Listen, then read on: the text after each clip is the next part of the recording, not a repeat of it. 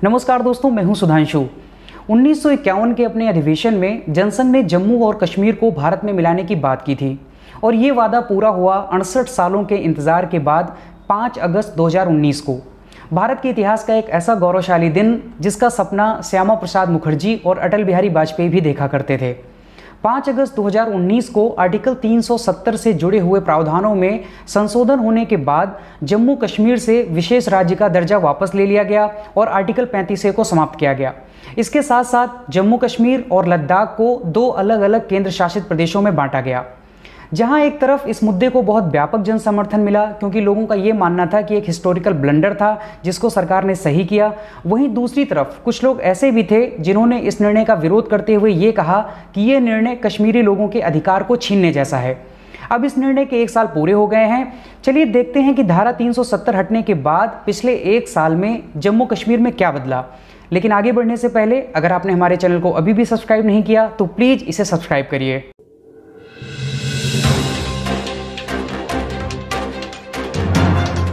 घाटी की एक बहुत बड़ी समस्या आतंकवाद की थी।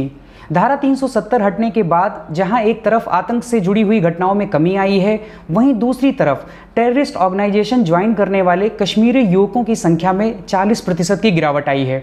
एक और मुद्दा बहुत इंपॉर्टेंट है और वो है हवाला मनी का जो फ्लो होता था कश्मीर में, जिसमें काफ़ी हद तक हुर्रियत के नेता इन्वॉल्व होते थे।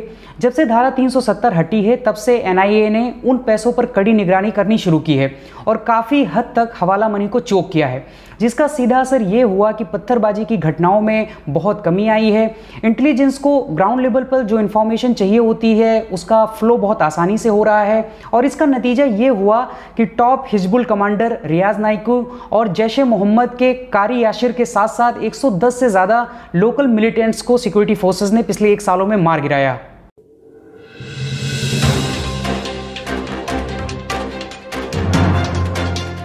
धारा 370 हटने के बाद एक और अप्रत्याशित बदलाव हुआ और वो है भ्रष्टाचार में कमी।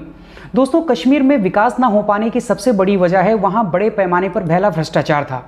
चाहे बैंकों से जुड़े हुए करोड़ों के घोटाले हों, रोशनी लैंड स्कैम हो या गुलमर्ग लैंड स्कैम जैसे हाई प्रोफाइल केसेस, इन सारे केसेस को लेकर जो जांच चल रही थी उसमें काफ़ी तेजी आई है। घाटी से जब तक भ्रष्टाचार खत्म नहीं होगा, शांति स्थापित नहीं होगी।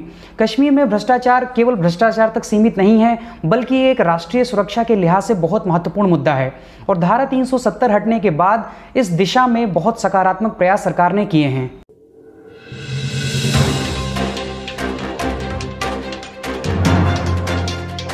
दोस्तों, जम्मू कश्मीर की राजनीतिक उठापटक के बीच एक ऐसा क्षेत्र जिसके विकास के बारे में कोई बात नहीं करता था वो है लद्दाख। 45,000 स्क्वायर किलोमीटर का कुल एरिया जो कि उस समय के जम्मू कश्मीर का 65% हिस्सा था, उसको जम्मू कश्मीर के कुल बजट का महज 2% फंड मिलता था। लद्दाख को केंद्र शासित प्रदेश बनाए जाने की मांग बहुत समय से लंबित थी और धारा 370 हटने के साथ साथ लद्दाखी लोगों की ये मांग भी पूरी हुई। केंद्र सरकार ने हाल ही में लद्दाख में पहले केंद्रीय विश्वविद्यालय की योजना को भी मंजूरी दी है। 2018-19 में लद्दाख का बजट केवल 1172 करोड़ रुपए था, जिसको 6 गुना बढ़ाकर 5,968 करोड़ रुपए कर दिया गया है। लद्दाख के लिए एक नया पुलिस बल बनाया गया, एक स्किल ट्रेनिंग इंस्टीट्यूट को भी सेटअप किया जा रहा है, इलेक्ट्रिसिटी और कनेक्टिविटी को इंप्रूव करने के लिए नए सोलर प्रोजेक्ट्स को भी सेटअप किया जा रहा है और इस क्षेत्र को कार्बन न्यूट्रल रीजन बनाने की दिशा में भी प्रयास हो रहा है।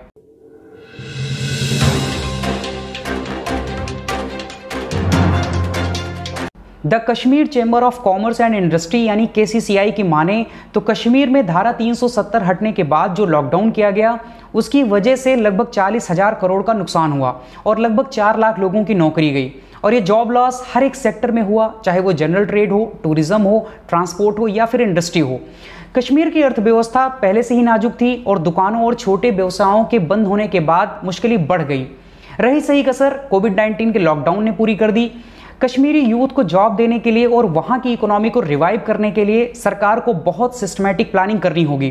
पहले चरण में विभिन्न विभागों पर भर्ती के लिए सभी स्तरों पर लगभग 10,000 से ज़्यादा वैकेंसीज को आइडेंटिफाई किया गया है, लेकिन वो काफ़ी नहीं है। घाटी के हजारों ऐसे युवा हैं जो ग्रेजुएट और पोस्ट ग्रेजुएट हैं और इनको रोजगार मुहैया कराना सरकार की जिम्मेदारी है।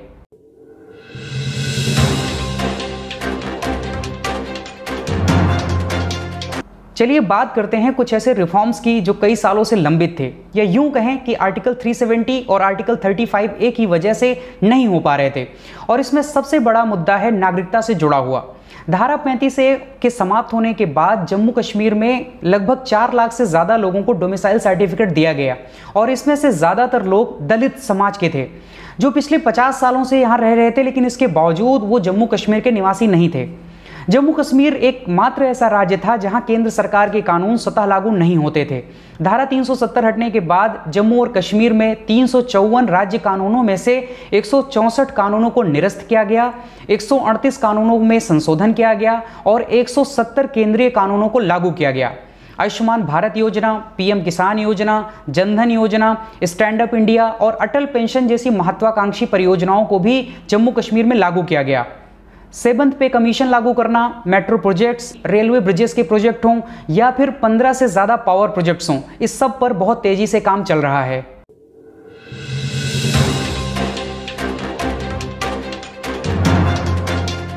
दोस्तों, कश्मीर में पिछले 1 सालों से, यानी जब से धारा 370 हटी है, तब से 4G इंटरनेट बंद है।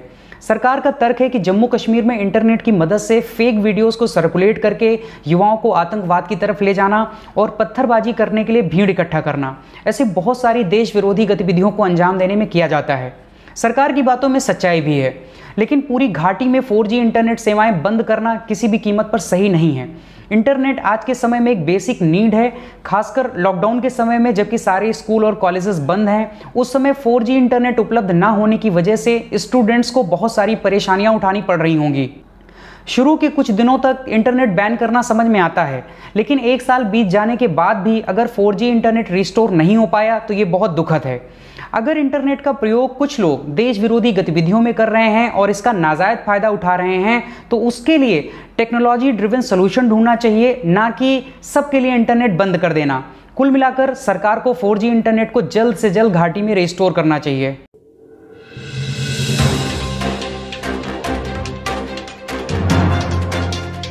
धारा 370 हटने के बाद घाटी में पब्लिक सेफ्टी एक्ट यानी PSA के तहत 400 से ज़्यादा पॉलिटिकल लीडर्स को या तो गिरफ्तार किया गया या हाउस अरेस्ट किया गया। 1 साल बीतने के बाद भी कई नेता हाउस अरेस्ट हैं या जेल में हैं। घाटी में एक पूरा पॉलिटिकल वैक्यूम है और पिछले 1 सालों से वहां कोई इलेक्टेड लेजिस्लेचर नहीं है।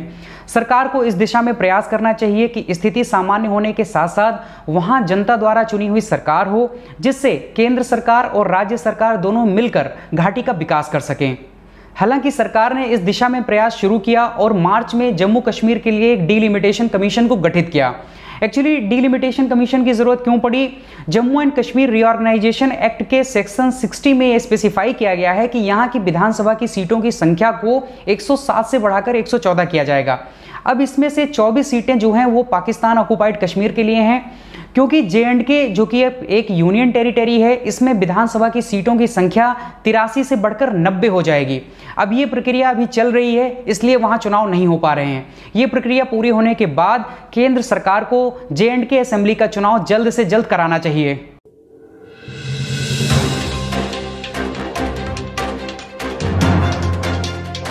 दोस्तों, जमीनी स्तर पर व्यापक बदलाव को मूर्त रूप होते हुए देखने के लिए 1 साल का समय बहुत कम है, लेकिन 370 और 35A जैसे संवैधानिक या कानूनी प्रावधानों में बदलाव ने जम्मू कश्मीर और लद्दाख में परिवर्तन की एक नई रूपरेखा प्रस्तुत की है। कुछ बदलावों का असर निश्चित रूप से 1 साल के भीतर ही देखने को मिला, लेकिन इसका असली प्रभाव आने वाले कुछ वर्षों में वास्तविक रूप से परिलक्षित होगा। चुनौतियां अभी भी कम नहीं हैं। हुर्रियत के नेताओं को लीगली और पॉलिटिकली काउंटर करने की ज़रूरत है।